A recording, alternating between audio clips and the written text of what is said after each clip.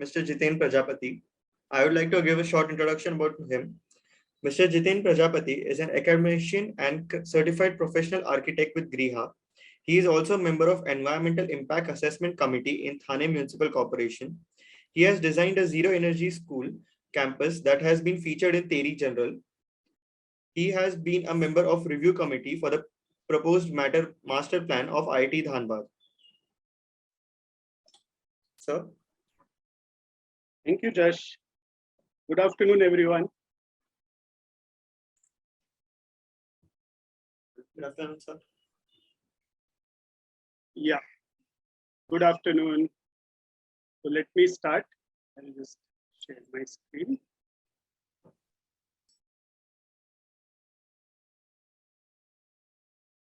Okay, so today we are going to talk about Climate Consultant, which is a software to analyze climate. Okay, so we are just going to take a look at the background as to why we need to do climate analysis. Then we'll see a demo of Climate Consultant. And finally, what are the benefits that we can get by using this software? Okay. I hope all of you have downloaded Climate Consultant, and maybe you can follow along with me if you want. So I'll introduce you first, a few slides, then we'll go to Climate Consultant, and then again, we'll look at the slides. So everyone knows about climate change, right? Global warming, climate change, and now sustainability has become a big issue. So why are we looking at climate? Because we are looking at climate as a resource to provide comfort and to save energy.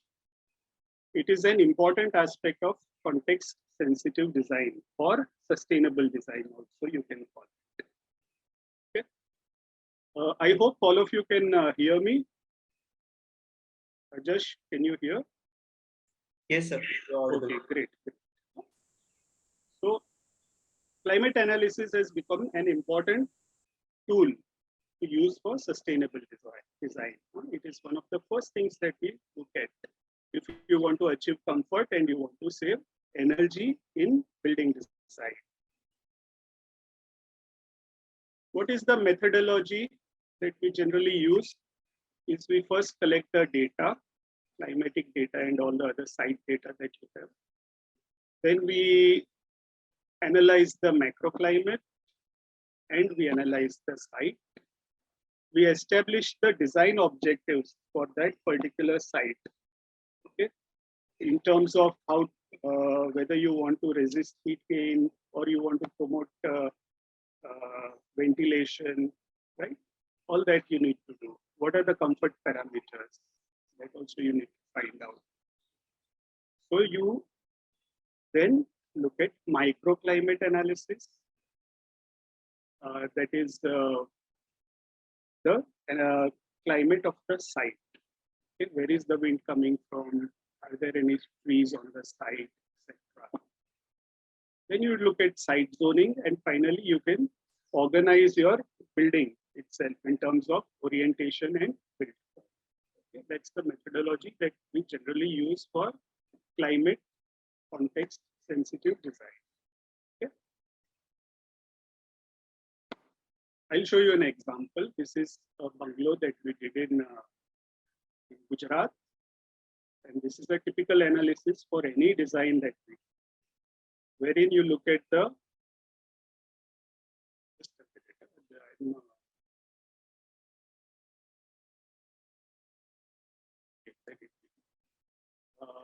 wherein we look at the context, you look at the user, what does he want, what is the economy like, what is the social context, etc. that you have to look at.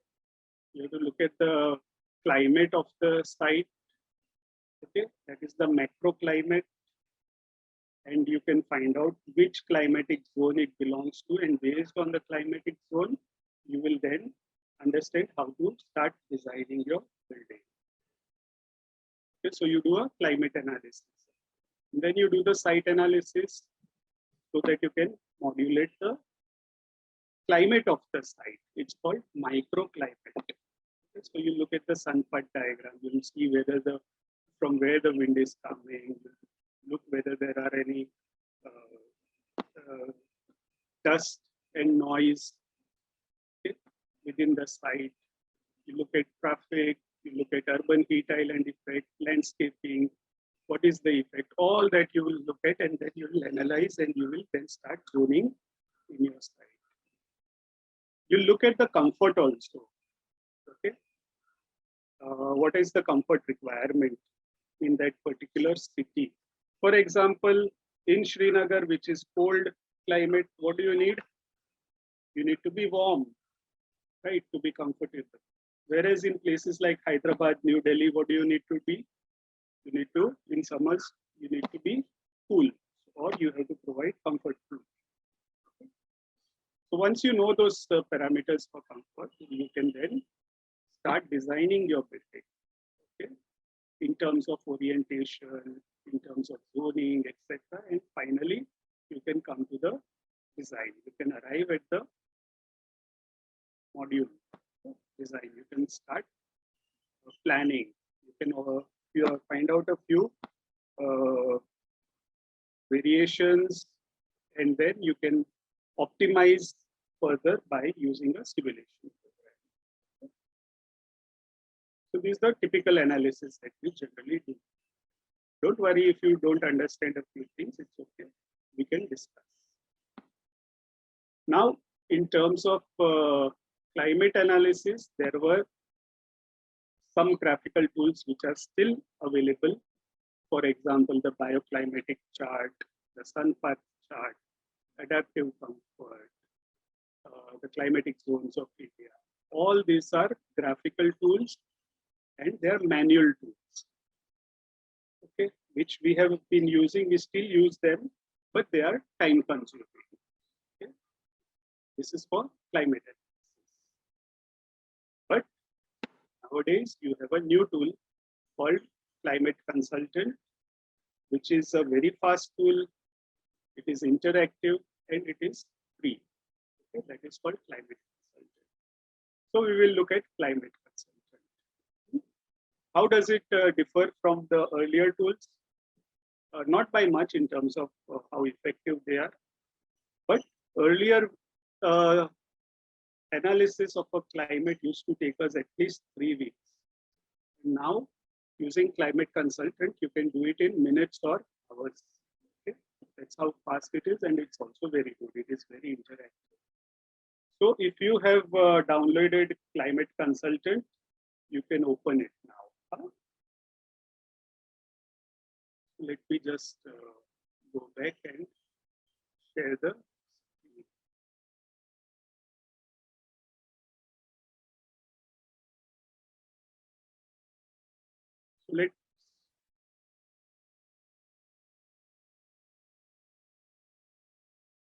So when you start Climate Consultant, this is the first screen you'll see. Okay.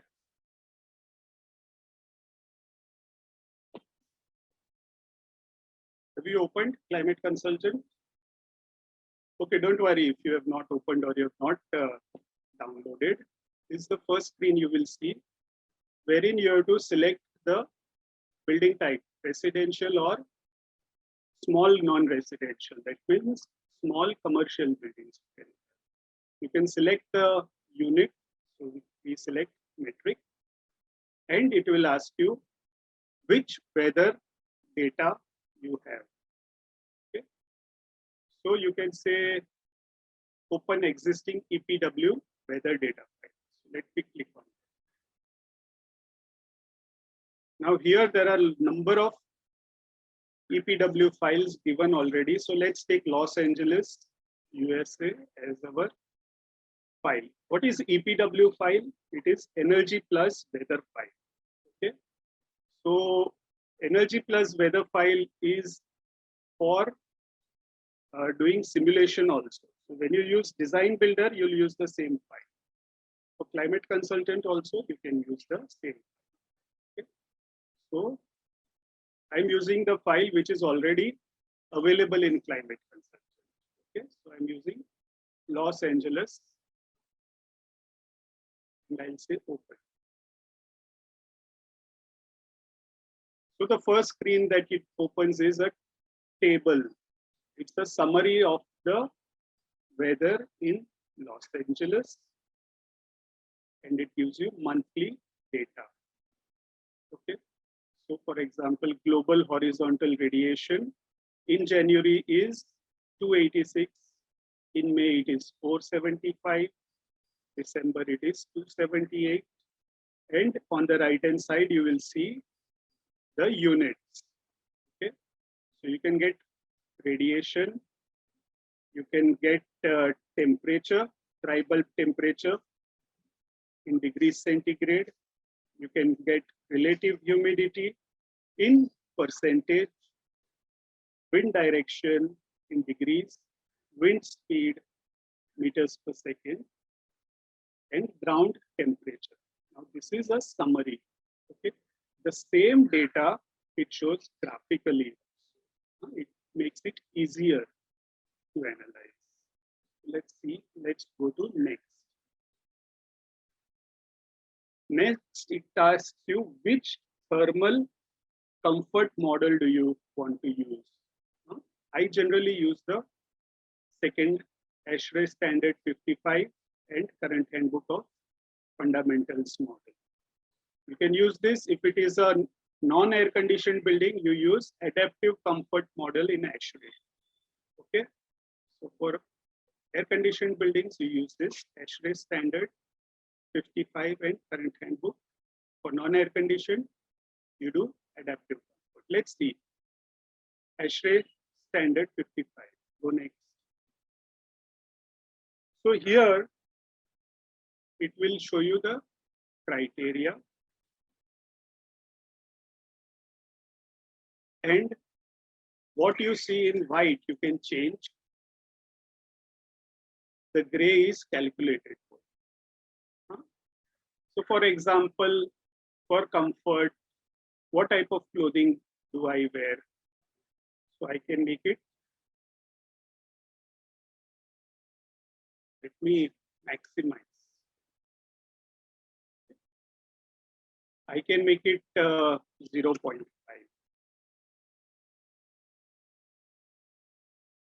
And these numbers will change. Right? Or I make it 1.5. See, the numbers change. Okay, so what it means is if I wear more clothes in winter, the temperature that needs to be there for comfort or the comfort temperature will change. So I will be able to withstand cooler temperatures. Let me make it 1 again. Recalculate. See, here because I am wearing less number of clothes or thinner clothes in winter, my comfort temperature will be 20.3. But here if I say, oh, I want to wear thicker clothes, I may be wearing sweater or a jacket more, and I recalculate. See, your comfort temperature goes lower, 16.8, 17. So depending on your clothing, your comfort temperature will change. Okay. Now here, activity also you can put. Say it is 1.1, I am doing higher activity. So I say 1.5 and I recalculate. So now the comfort temperature will be 11.7. Why? Because our metabolic rate is increased. We will feel more comfortable at lower temperatures. Okay. So let us just restore the default values. So default is winter clothing 1, summer clothing 0.5, and activity is in a living room or in a small office 1.5. So our comfort temperature is 20.3 to 26.7. Okay, higher. In summers, it should be 26.7. In winters, it should be 20.3. Okay. Let's go to next. I hope you understand. If you don't understand, don't worry. There is always a help here. Go to user help and it will tell you everything.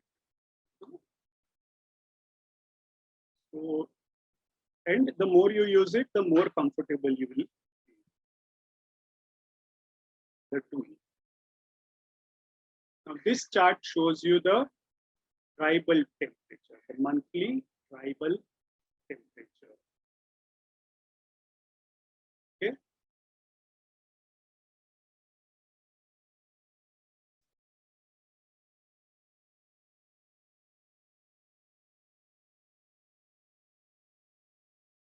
So January, what is the minimum temperature? It's about 6 degrees. And maximum is 27 degrees. What is the white line in the middle? That is the average temperature of the month, which is about 13.5. Okay. So if we go back, remember this is about 13.5 January. If you go back here and you see dry bulb temperature, average monthly is 13. Okay. So here it is showing you only the average, but here it shows you more. So maximum it can reach up to 25, minimum it can reach up to 6. And the dots that you see, they are the highest ever recorded. These are means, average highest, average lowest. The gray band that you see in the background, this gray band is the comfort zone, which is about 20.3 to 26.7, right? So from this chart, which month is the most comfortable? Can you tell?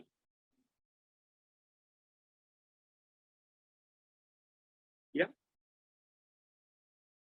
July, August in Los Angeles, July, August are the most comfortable months.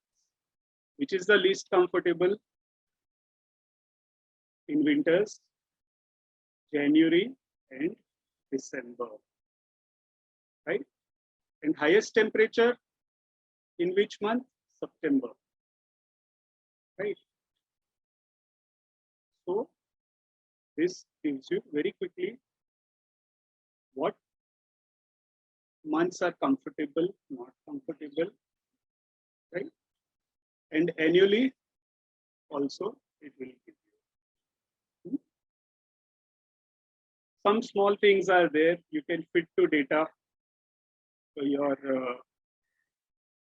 charts will fit to the data, right? Available.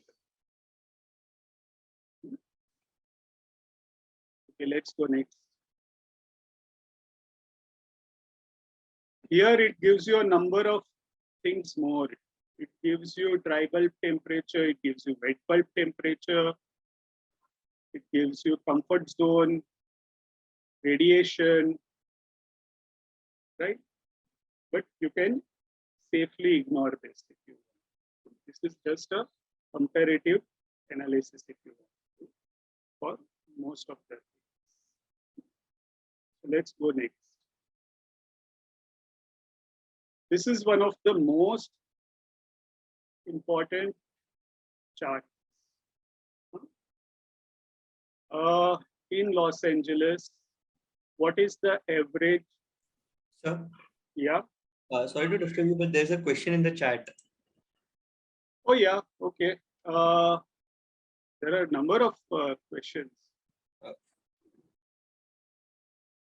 What is dry bulb and wet bulb? Oh my goodness. Okay. No problem. Huh?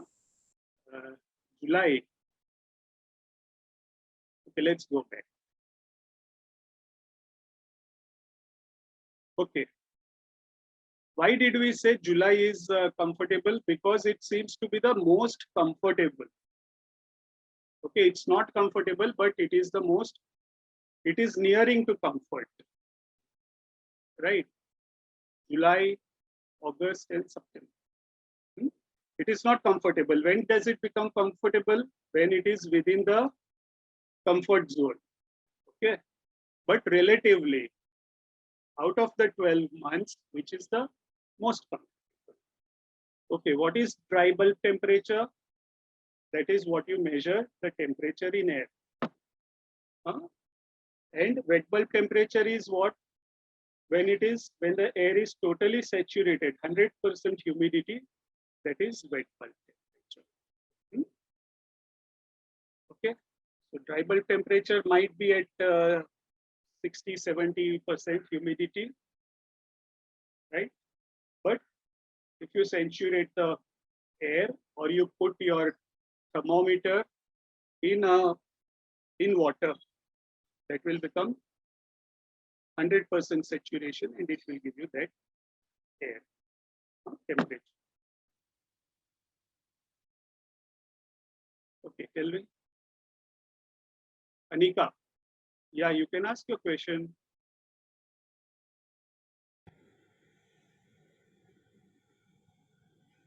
Okay, good afternoon, sir. Yeah. Sir, as we can see in September, that sometimes the temperatures go above the comfort value, and sometimes they are also below. Yes. So, but it is usually not the case, right? If we are in summers, the temperatures go above our comfort values, and in winters they go below. So, how can it be both sides? All right. You asked a very pertinent question, Anika. Okay. So this is a typical average day of the month. So during daytime, the temperature will be 30. At night, it will be about 15. Right? Right. So minimum temperature in the day will be about 14 degrees and maximum in daytime will be about 30. Very good question you asked. So the average should be somewhere in between, right? But this is maximum, average maximum. So average daytime temperature, nighttime temperature is this. This is maximum average, minimum average. And average of this average is the white band. You see the small white band. So that is the monthly average. Okay. Again, don't worry whether you understand this or not. Slowly, you'll get to understand all these terms. You might have heard these terms for the first time. Don't worry. Okay. Shrey, tell me.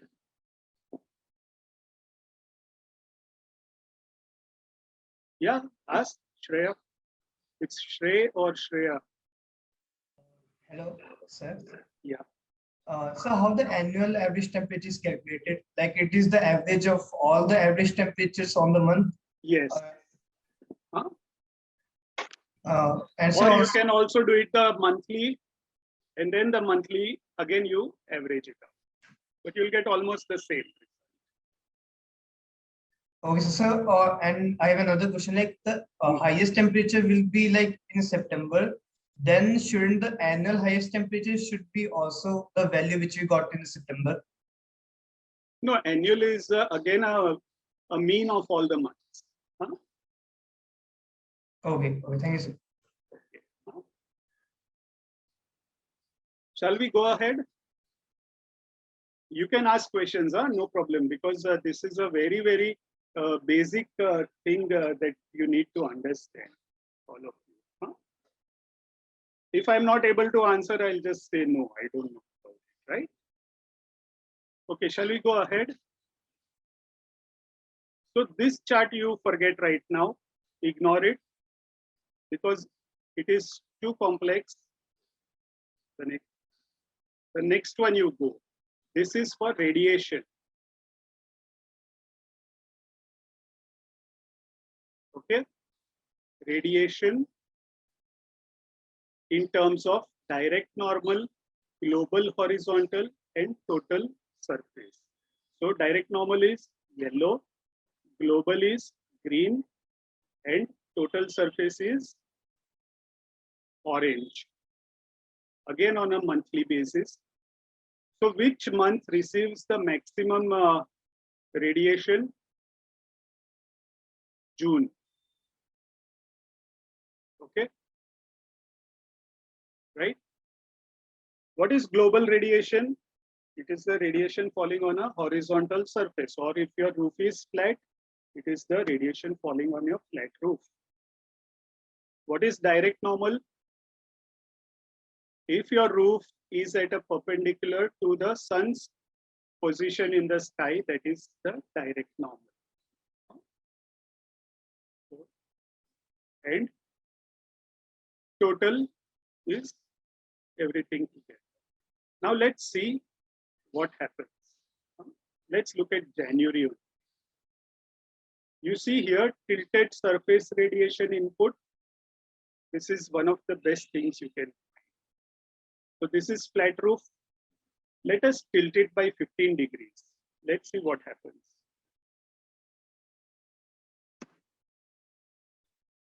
Can you see something? Did something change? The orange values will change. Let us see. Let us do 30. Did the orange values change? 45.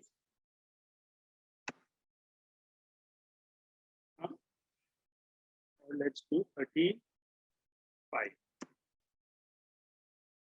So that is the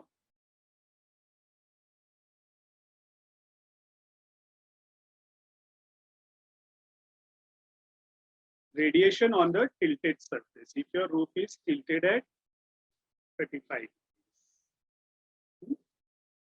and bearing degrees from south. So if I put it as 0, that means south facing roof. Now you see that something has changed.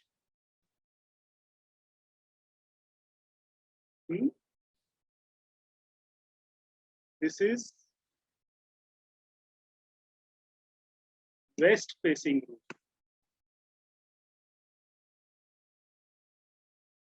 Okay. 90 degrees is west facing roof. And if I keep my tilted roof surface facing towards south, the radiation changes. Did you see? So in Los Angeles, which is the best orientation for your roof? It should face towards the south and it should be tilted. Now let's see. Let's make it 0. 0. Your radiation is about 500. If you want more, you make it 15. If you want even more, make it 30. See the orange bars. 35. Right? Why would you want to tilt your roof towards more and more towards the south so you get more radiation on that surface?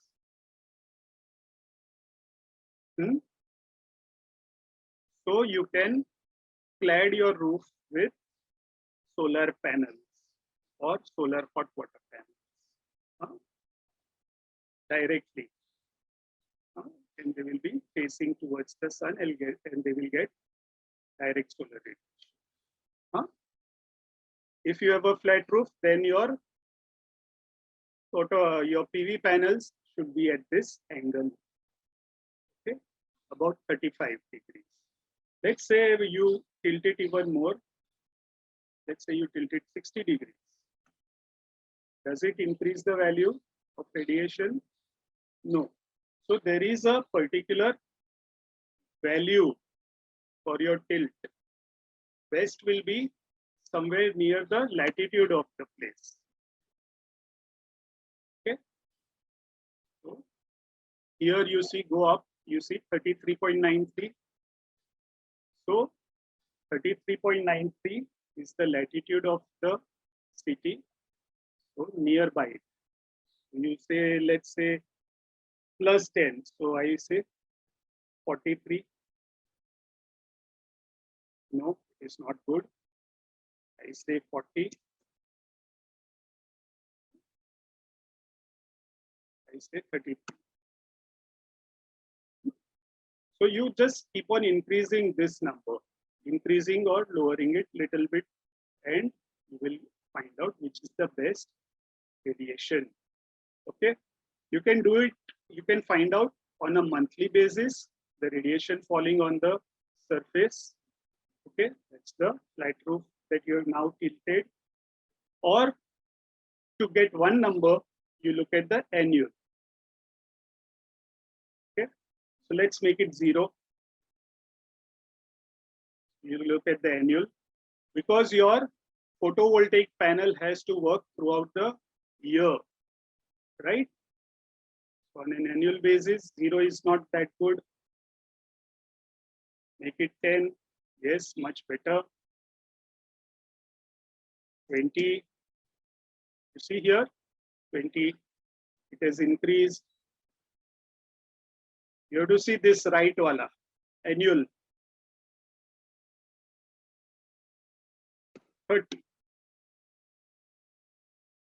And now you make it 40. No. So it should, your number should be between 30 and 40. So let's make it 35. Okay. So this is how you will find out. What tilt to give to your roof or your photovoltaic panel or your solar hot water panel to get the maximum radiation. You follow till now?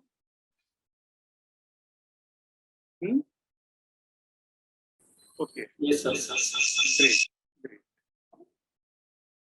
Now, this is all south facing.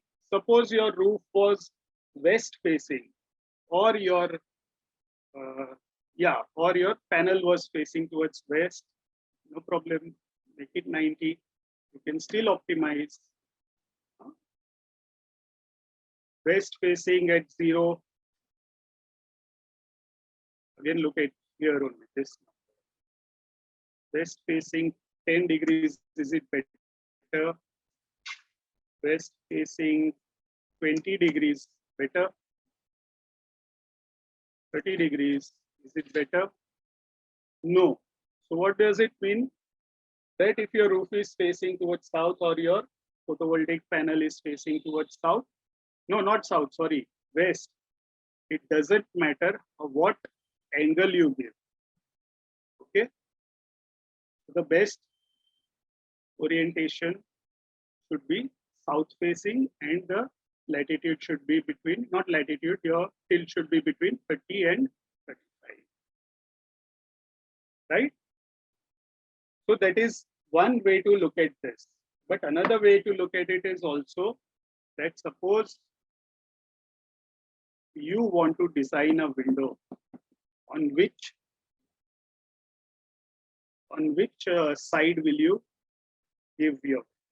So let's look at that also. Now we look at it as a tilted surface from horizontal, but you can now look at it as a wall also. So tilted surface, you give it as 90,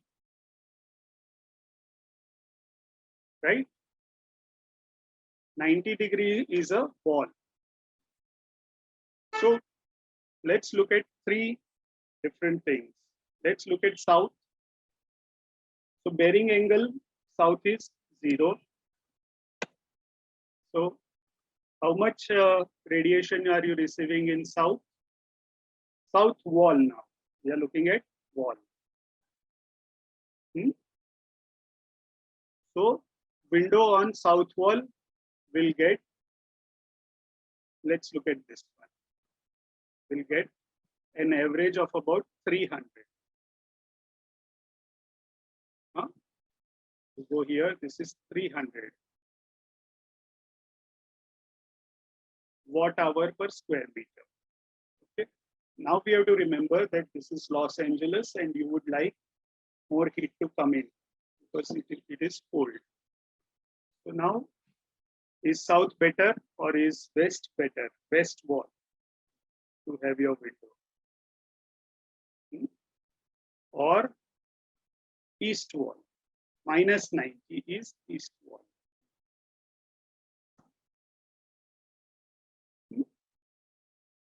Or 180 degrees, north wall. So which wall receives minimum radiation? North wall. So here you can have big windows and they will receive very little sunlight. Okay. Direct sunlight. So you can have views towards this side, or you can have towards west. Okay. If you want direct heat gain. Okay. So you can have windows on the west, or you can have windows on the east. Okay. So now what can you infer from this? From the four different direction, which direction receives minimum radiation? North, south, south, yes. You get south, you can look here, it's about 300. South here, 300. West, west is better if you want more heating. And minus 90 is east. Right? So here also you can say, okay, I want now to zone my building. So if I wanted heating in Los Angeles, I will put my main rooms on the west side, right? So my bedrooms could be on the west, so they will receive more radiation, right? Whereas in India, where would we put it? In the north, which receives minimum radiation. Okay. So this is what you will use this chart, the radiation range chart. Go through it slowly, you will understand more. Here is the last one that input is the ground reflectance, that is 20%, which is equal to grass. You can do this later, but right now keep it as a default.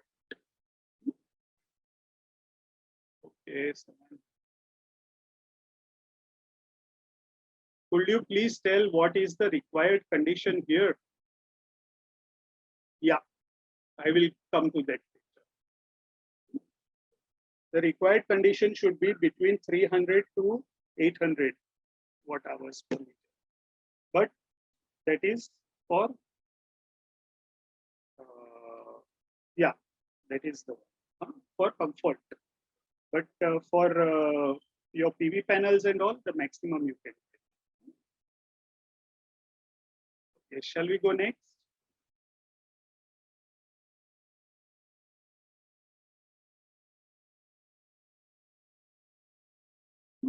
You can also get hourly illumination, daily towers only. Hourly illumination, that is the illumination coming from the sky. So in Los Angeles, you get a minimum of 50,000 lux. Okay. Sorry, a minimum of 12,000 lux. Huh? If you look at the green one, sky, to maximum of 55,000 in January. If you look at annual, you have 45,000 lux outside average, maximum about 80,000 lux and minimum 10,000 average. Huh? Now, how do you relate this for your design? 80,000, 50,000, 10,000. What does it mean for you?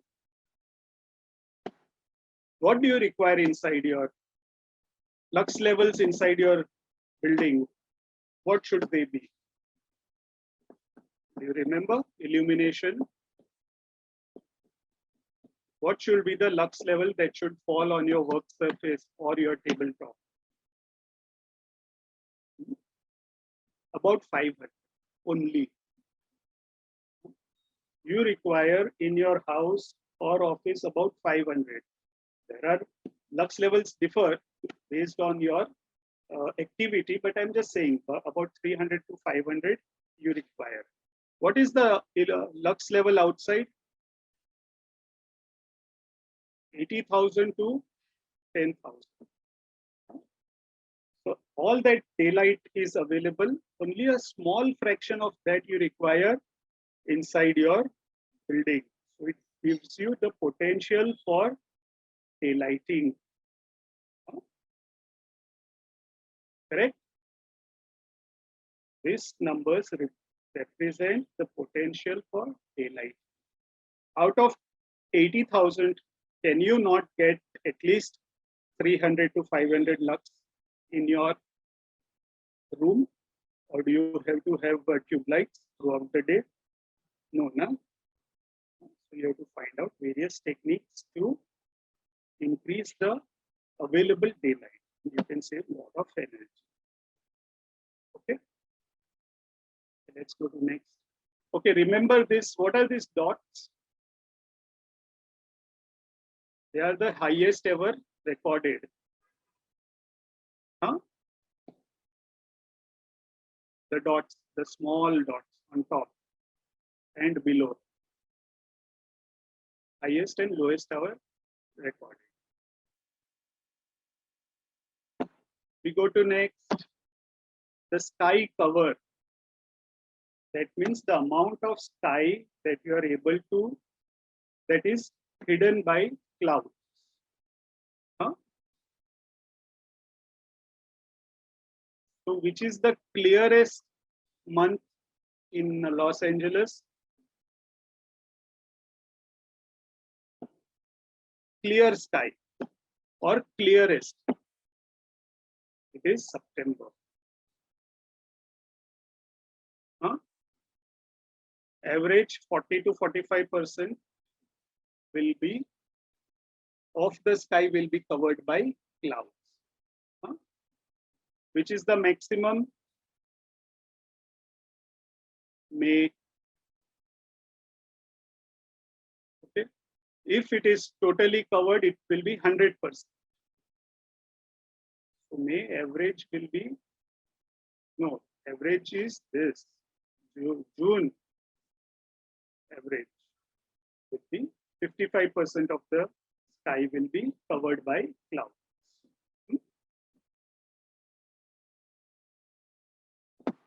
Let's see next. Wind velocity. What is the velocity or the speed of the wind outside? So here it is very small, you see, but if you want to see bigger, you just say go down and down towards the left, you see, fit to data also. No, it's not coming. So here you find that the average wind velocity is about 3.5 meters per second annually. Huh? Minimum is about 1 to 1.5 and maximum is about 7 to 8. Again, what does this mean? Wind speed. What does it mean to you as a designer or as an analyst or as an engineer? Outside the wind speed that is available is say 3 or 5. What is it? What does it mean for you? How much do you require inside in terms of meters per second?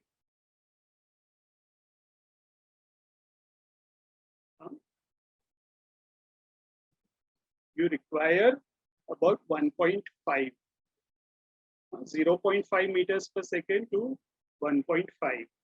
Our fan, our ceiling fan at full speed is about 1.5 meters per second.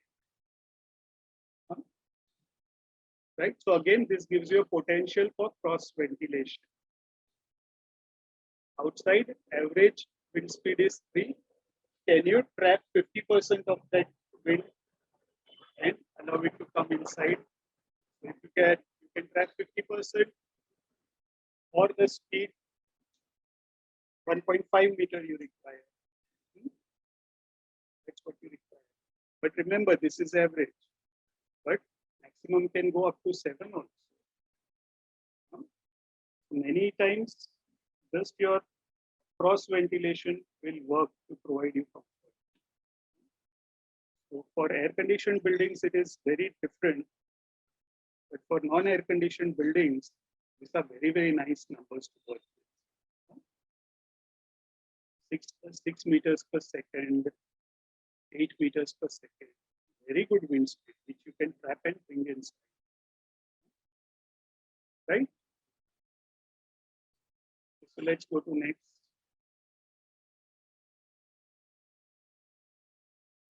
This I fit to data. So this represents the temperature of the ground at certain depths. Okay. So at 0.5 meters, the yellow colored line, the temperature of the ground will be about 13 degrees. And if you take the temperature of the ground at 2 meters, it will be about 14 degrees. What you see here, can you see my screen? Yes, sir, it's visible. Very good, very good. So what you see here is that the deeper you go, the ground temperature increases, right? In January. What happens in June? The deeper you go, the ground temperature decreases. So in January, ground temperature at 4 meters is about 15 degrees. What is the temperature outside? Do you remember? Let's go back. Temperature outside can go as low as 5 degrees. Outside, sky bulb temperature. And ground temperature at 4 degrees will be about 16. So can you use this ground temperature to preheat your building or to heat your building, which is about 5 degrees. The difference is 10 degrees. 15 minus 5. So it shows you the potential for earth coupling or earth air tunnel, if you have heard the term.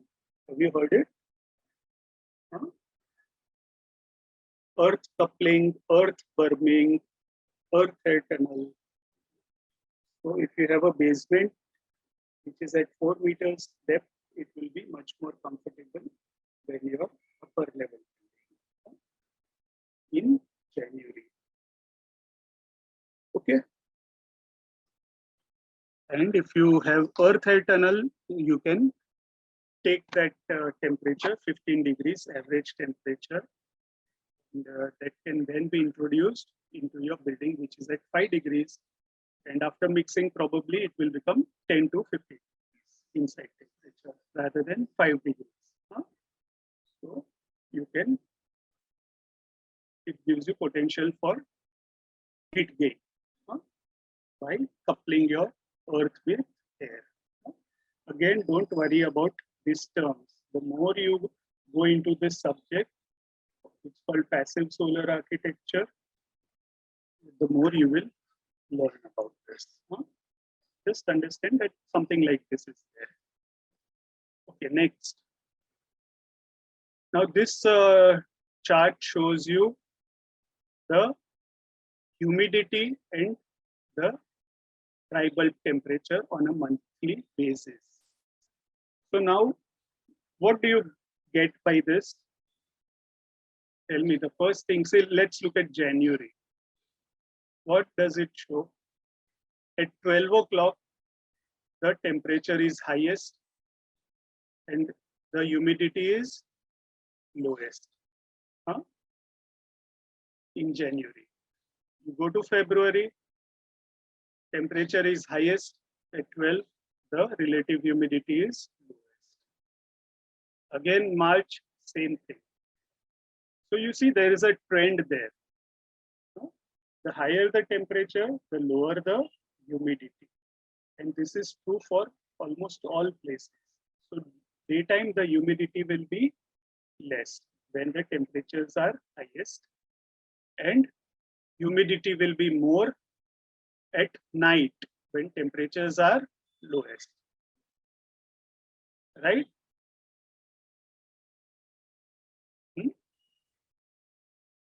So you can look at this. But here it also shows you at what time. Say let's go to July.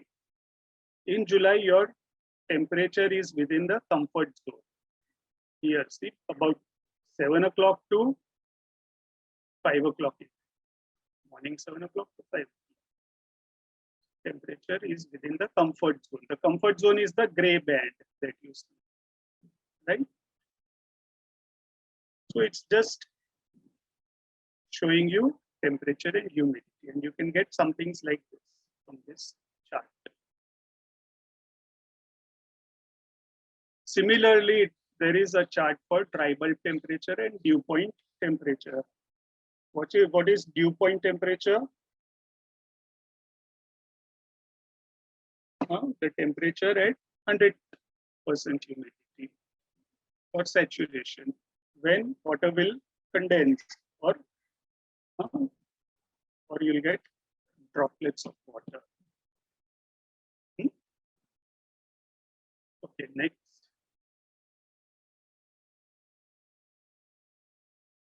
This is a very interesting chart.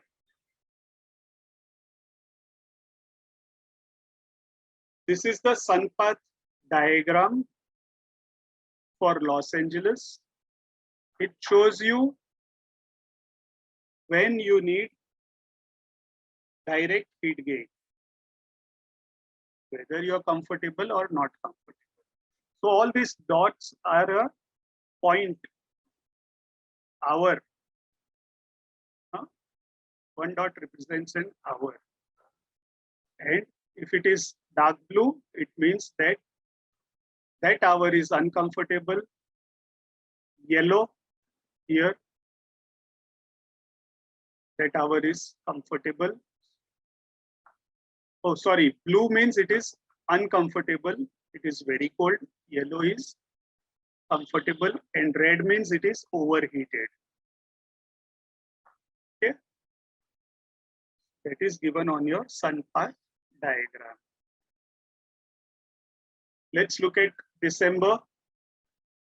December, the sun goes from east at about 7 o'clock, goes towards 12 o'clock, and then sets in the west.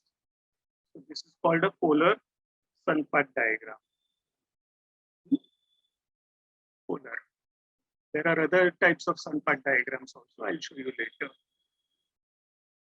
Okay, December. And the next line is for January. The next line is for February. This is March, April, May, and June. December 21st represents what? The summer solstice or the winter solstice? You know what is solstice? December represents the shortest day of the year December 21st. And the longest night. That is why you see sun will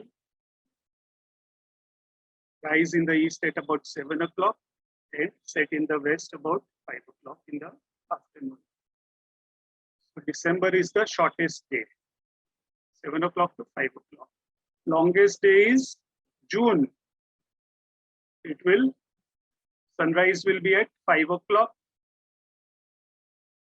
and it will be setting at about 7 o'clock in the evening. This is the summer solstice, the longest day of the year. Shortest night is summer solstice. So June will have longest daytime and shortest night. Opposite is what? December. Longest night and shortest day. So June is called summer solstice and December is called winter solstice. And what are the equinox days? Equal day and night?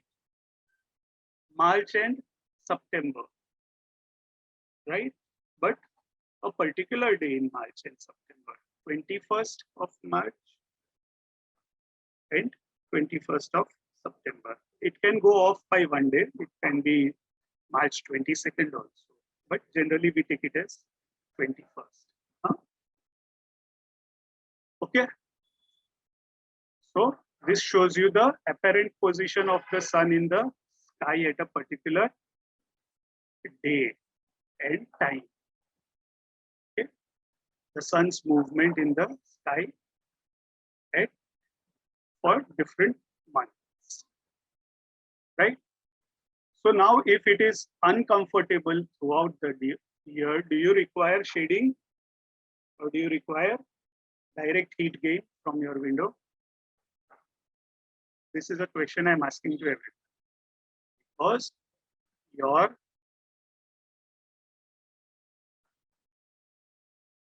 climate is underheated, do you need to shade your windows?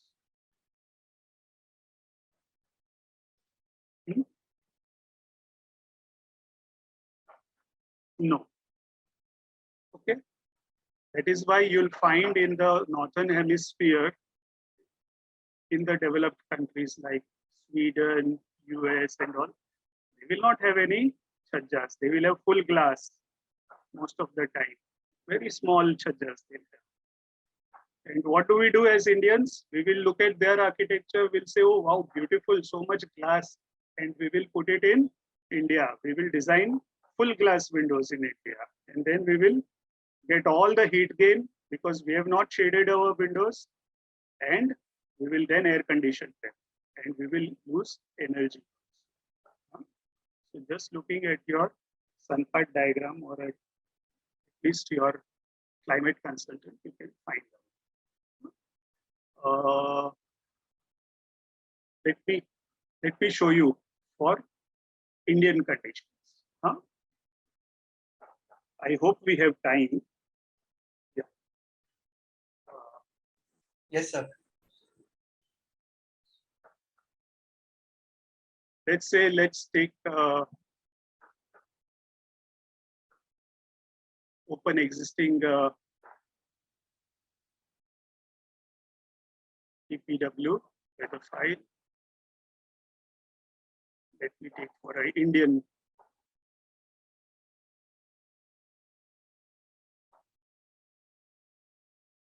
Oh, sorry.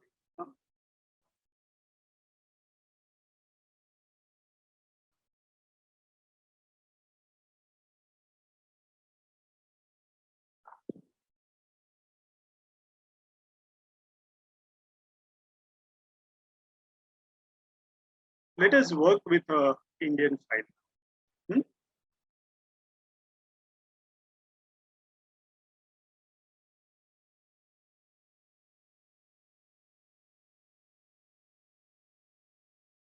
Ahmedabad.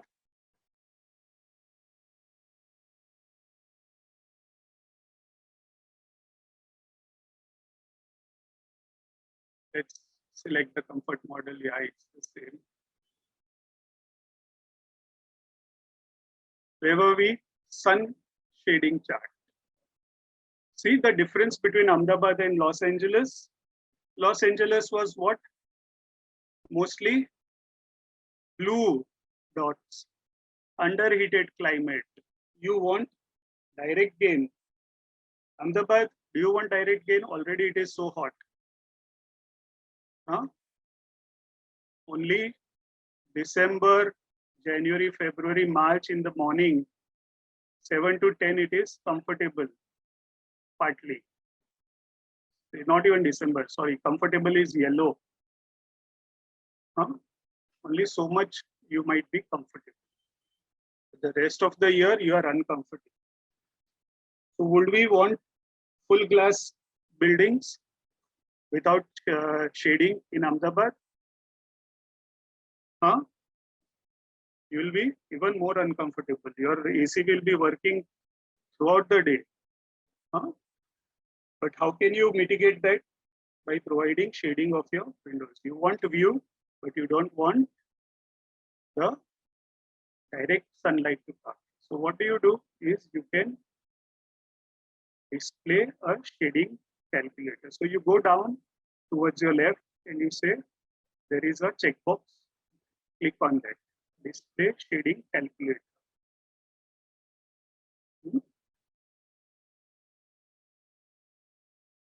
So here,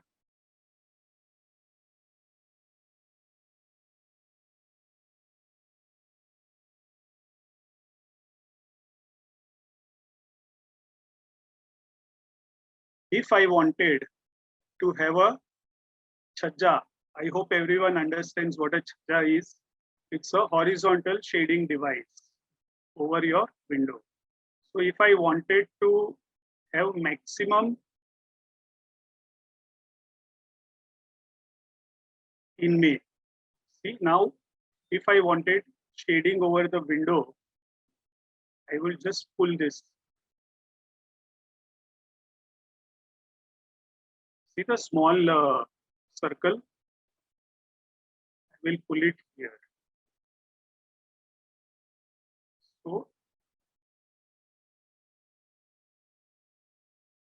if I shade my window in,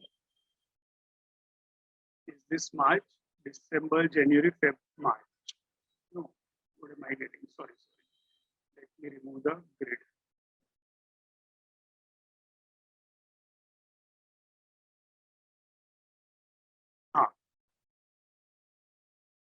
This is 50%. What is 50% representing? You see these numbers? That is the altitude. So that is the vertical shading angle. 50 degrees.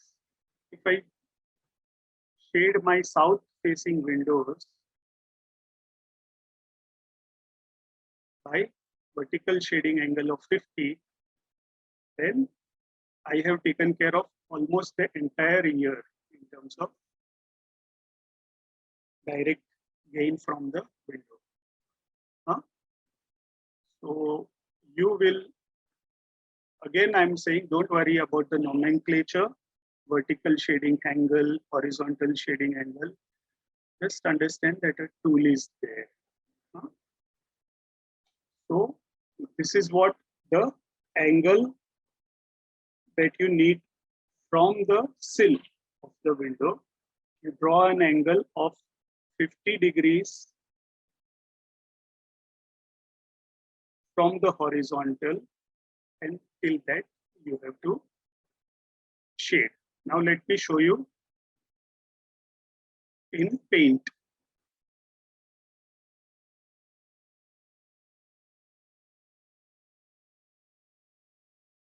So can you see my paint window? Or do I have to share new?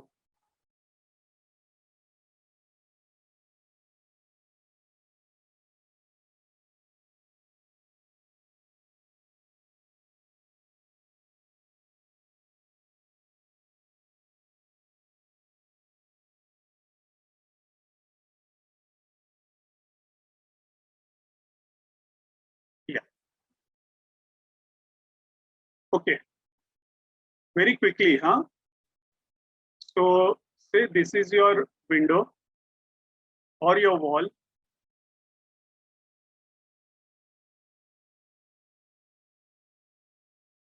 And this is your window.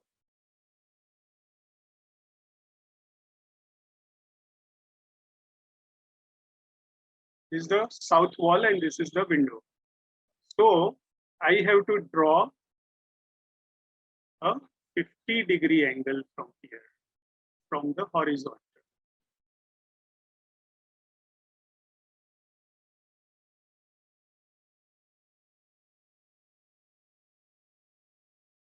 And this angle is 50 degrees. So if I want to shade, then I just make a chhajja like this. Okay. Okay. So this is that 50 degree, the vertical shading angle. If I don't want so much, then I just make it smaller. So now I'll add some.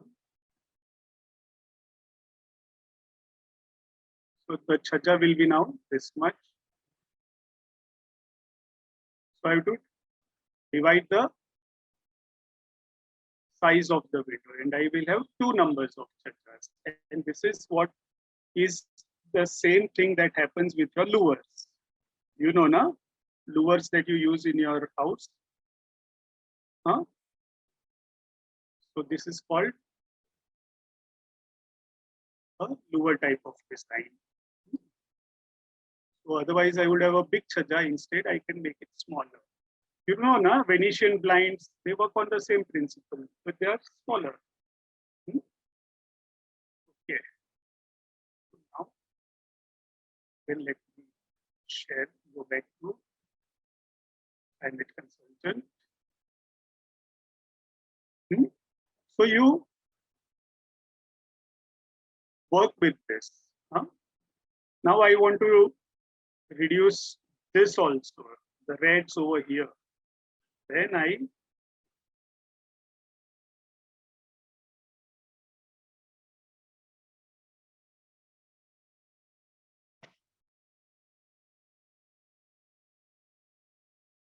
see here. This is the fin that I require on the west side. Huh? So this is called your shading calculator. What is it called? Shading calculator. It gives you graphically what you need to do to shade your window. These are vertical fins, and this is horizontal chhajja. Again, don't worry, you will get it slowly. Huh? Just practice. Next, ignore this. No more. Huh? You don't need to look at that. This is very interesting. This is your temperatures over the whole year, and they show whether it is comfortable or not. Now the blues represent comfortable hours. The red represent underheated and red represents underheated, blue represents under. I am now going all over this. Wait. The light blue represents comfortable. The red represents overheated conditions. The blue represents underheated conditions. So we have to try to get as much light blue as possible, which is between 21 to 27. Here, what is important is, see the left-hand side, it tells you 54% of the year is uncomfortable. 4% is very uncomfortable, more than 38 degrees. 26% of the time it is comfortable, 16% it is cold, but that is during night. Right? This is for dry bulb temperature. Wet bulb temperature also it will be. relative humidity. So work with this, or you can look at it. This is on daily basis. You can look at it on monthly basis, which is easier. Let's work with only dry bulb temperature right now. So which months are the hottest? Again, now let's go back and think which climate is this? Is this Los Angeles or is this Ahmedabad? We have changed the weather file. This is Ahmedabad now we are talking about. So Ahmedabad, which is the most uncomfortable month? May, June, July. Throughout the day it is uncomfortable. And in May, from 1 o'clock to 7 o'clock, it is, the temperatures are about 38 degrees. Okay. So it will give you on a monthly basis, hourly basis, whether the conditions are comfortable or uncomfortable. Let's go next. The same thing, but in 3D. And this is the last set. Now, to be comfortable in Ahmedabad, it will give you a set of strategies. Okay. All you need to do is go down towards the left and you say, show best set of design strategies so that you can be comfortable.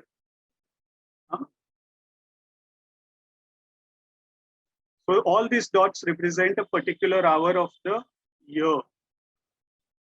And this represents the passive strategies that you can use to make it comfortable. So you see here on the design strategies, it's given 16% of the time it is comfortable. If you use shading from the sun, 30% more comfort you'll get. You use evaporative cooling, you'll get more. You use natural ventilation, 3.6% comfort. Internal heat gain, 15%. This is for night heating. Remember, passive solar direct heat gain mass, so mass of the structure. But this is important. 49.6% cooling and dehumidification if needed. What does 49% represent? It means you need to air condition. No amount of passive strategies will work here. So cooling and dehumidification needed. This is on psychrometric chart, and these strategies are developed by a scientist called Baruch Givani. Okay.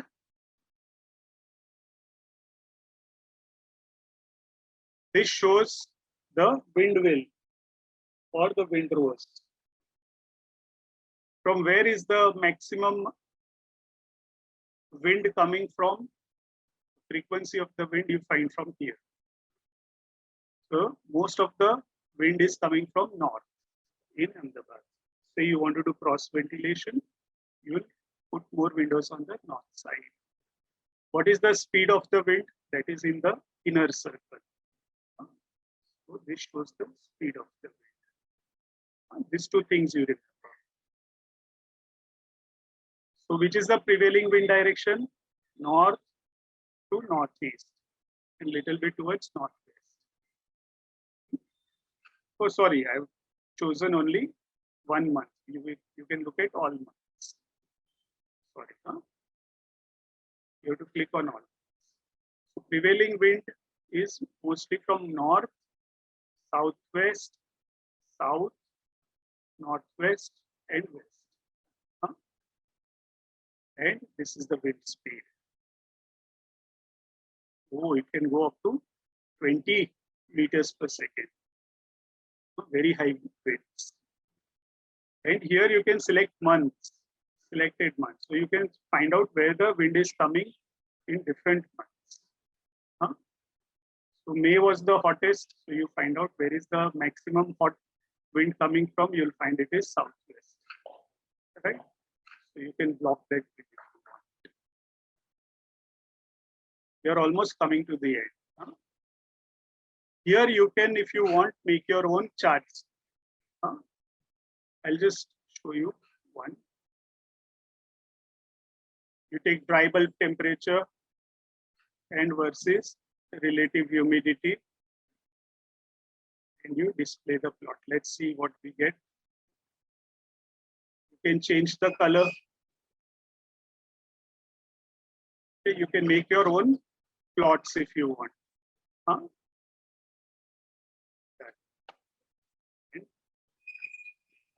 That's it. That's the last.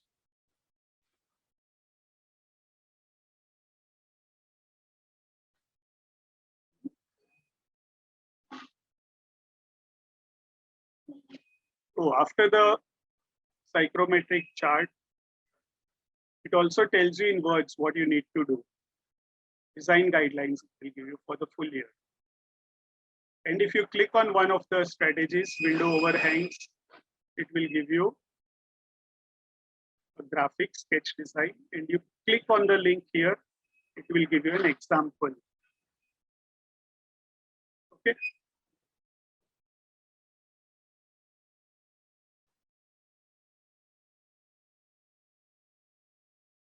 You see, it gives you a nice example. So use this tool, it's very nice, and you can start your design. Okay, I will now stop. Give me 10 more minutes if you can. Do we have time, Josh? And you can save your file or you can exit. Yes, sir. We can go on for 10 more minutes. That's fine. So you can save the project somewhere. So you don't need to do everything again. And you can just copy and paste. Huh? Whatever. For example, let me just say print to clipboard. And that has taken this entire screen, and you can then paste in Word or you can paste in any PowerPoint slideshow also. Huh? Okay, so let me now exit this. Let me share.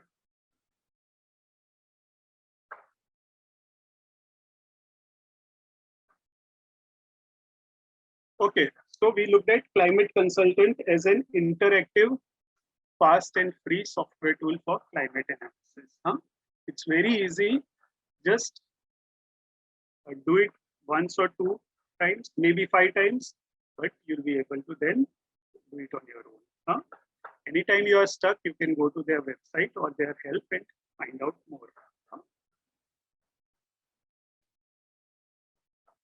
Now, what is the importance of doing such a thing?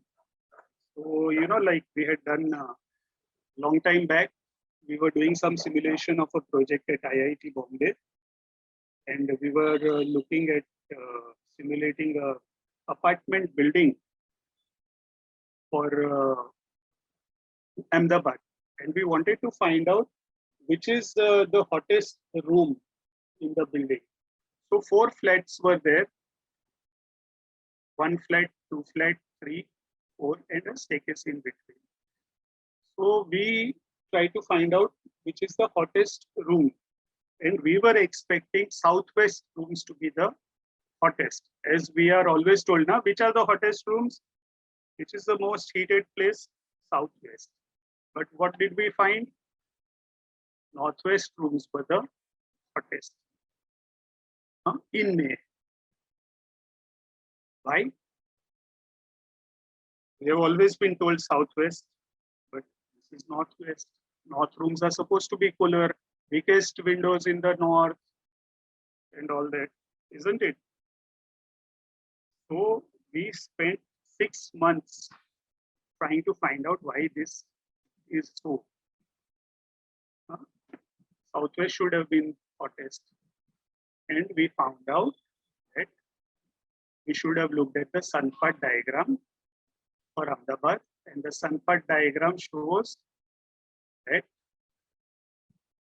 the sun is in the north, entirely in the north in the month of May.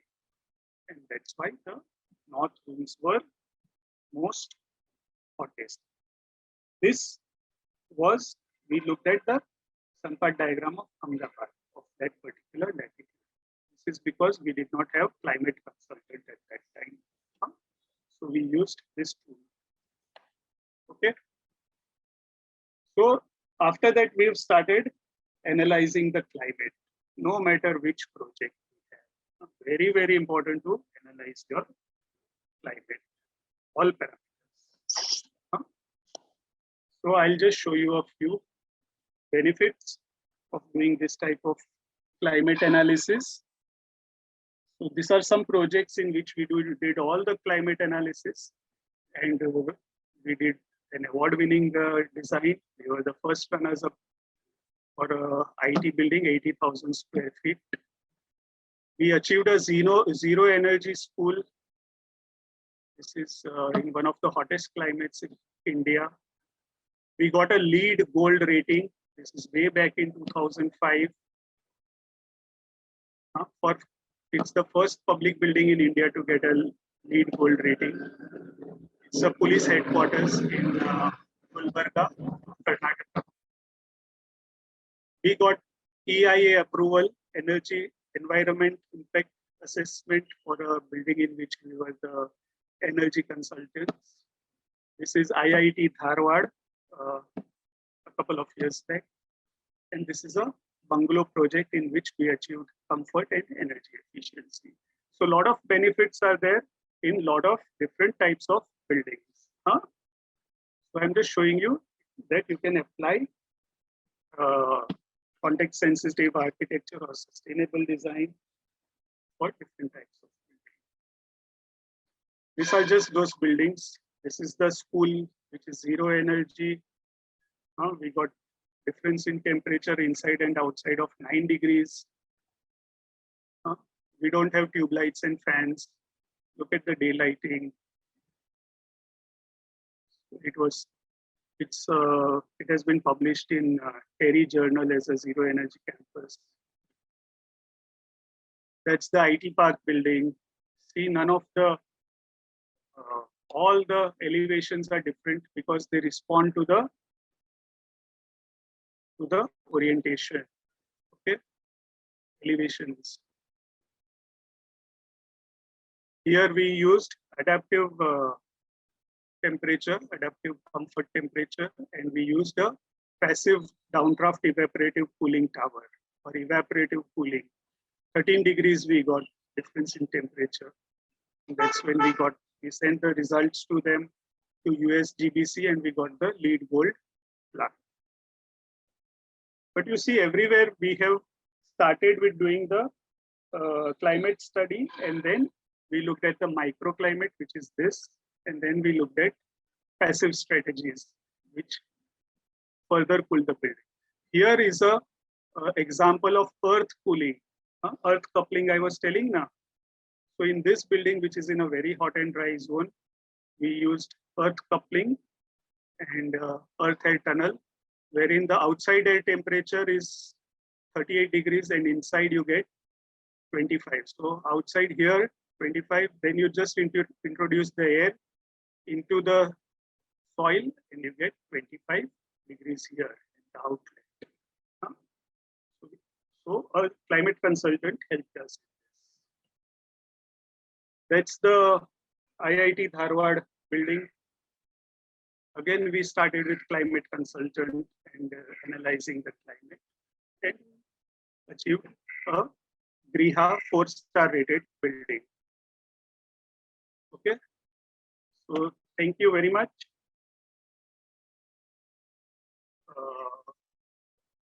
Now, if you have questions, you can ask. Oh, did I share this PPT? Were you able to see the examples? Yes, sir. The screen was shared. Okay. So the Intent of showing all this is that yes, you can do sustainable architecture, and it has to respond to the context and the climate. But your first step is to do the climate analysis. Whatever we do, whichever project we take, we first do the climate analysis. We understand the climate and then we go forward. Okay, questions? And we use Before we climate move on to the questions, I would like to say one thing. All the attendees, there is a Google form in the chat box. Please fill that to receive your certificates. Only those who will fill the form will get the certificates. Yeah, now we can proceed with the questions if anyone has any. Yeah.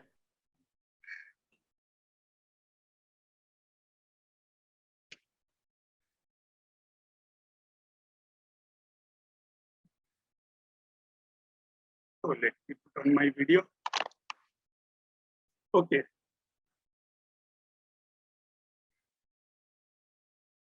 Any questions? Okay, don't worry. Let me start.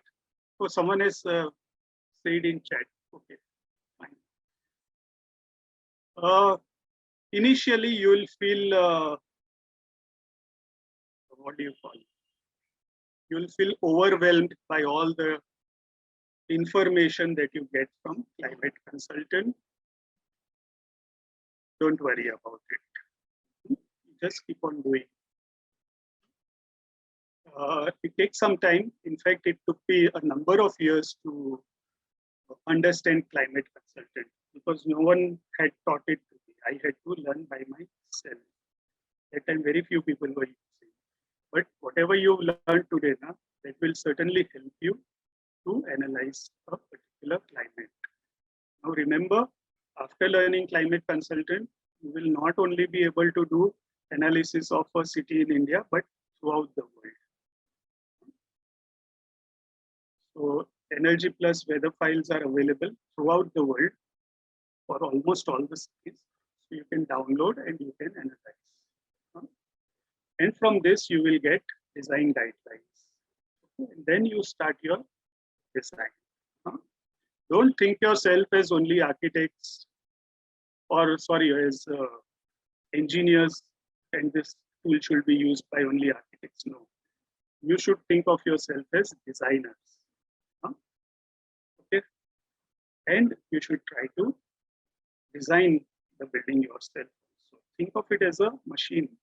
Think of the building as a machine, and then you start designing. And you'll get wonderful designs.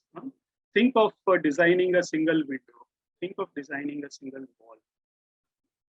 Optimize it. Right? So try wherever possible to optimize. Okay. No, you cannot use this software to analyze smog and pollution effects. It is not there. In fact, EPW weather file does not have that. Right. Prabhat, you have anything to share on this? EPW file does not have smog and pollution effects. Energy Plus weather file.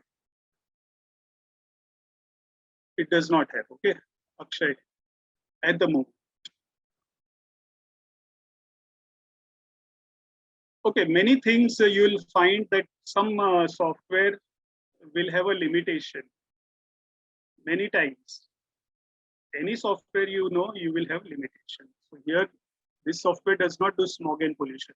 Fine, forget about it. Do the rest at least. Do the 90%, 10% later can come.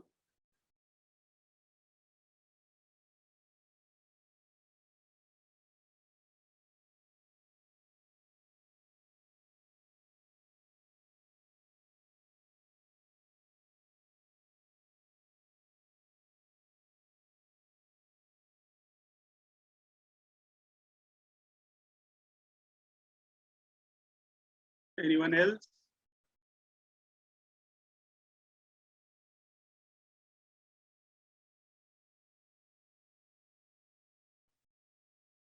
Okay, so thank you Team Shunya for inviting me to give this lecture.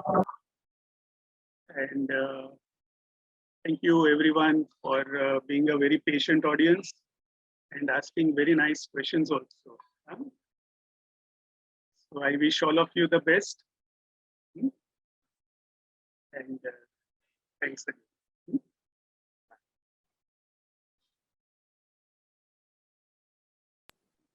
Thank you so much, sir, for joining us and giving this knowledge about software.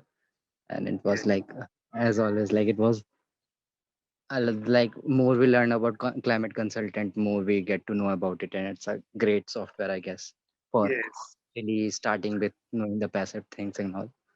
So it was a great session, I guess, for everyone and everyone who is here. Yes. So thank you, Josh, and thank you, Prabhat, and your whole team. So take your leave now.